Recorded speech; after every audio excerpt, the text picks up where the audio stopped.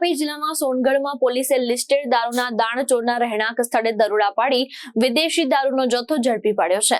કાર્યવાહી દરમિયાન કુલ ₹1.20 લાખથી વધુનો મુદ્દામાલ જપ્ત કરી 3 લોકોની ધરપકડ કરવામાં આવી છે। સોનગઢ પોલીસ સ્ટેશન દ્વારા ગેરકાયદેસર દારૂની હેરાફેરી અને વહેંચાણ સામે મોટી કાર્યવાહી હાથ ધરવામાં આવી છે।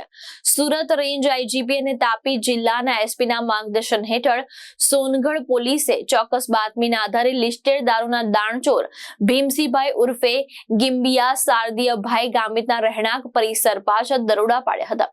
દરોડા દરમિયાન ભારતીય બનાવટના વિદેશી દારૂની કુલ 511 નાની મોટી બોટલ જપ્ત કરવામાં આવી હતી, જેની અંદાજિત કિંમત ₹95,161 જણાવાઈ છે। સાથે જ ₹25,000 ની કિંમતનો મોબાઈલ ફોન પણ કબજે કરવામાં આવ્યો હતો।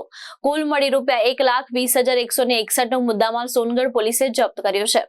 આ મામલે શર્મિલાબેન ભીમસિંહભાઈ ગામિત, સાહિલભાઈ ભીમસિંહભાઈ ગામિત અને સમીરભાઈ ભીમસિંહભાઈ ગામિતની ધરપકડ કરવામાં આવી છે, જ્યારે દારૂના સપ્લાયર ભીમસિંહભાઈ ઉર્ફે ગિમ્બિયા શારદીય ગામિત અને નવાપુરાના સાગરભાઈને વોન્ટેડ જાહેર કરવામાં આવ્યા છે।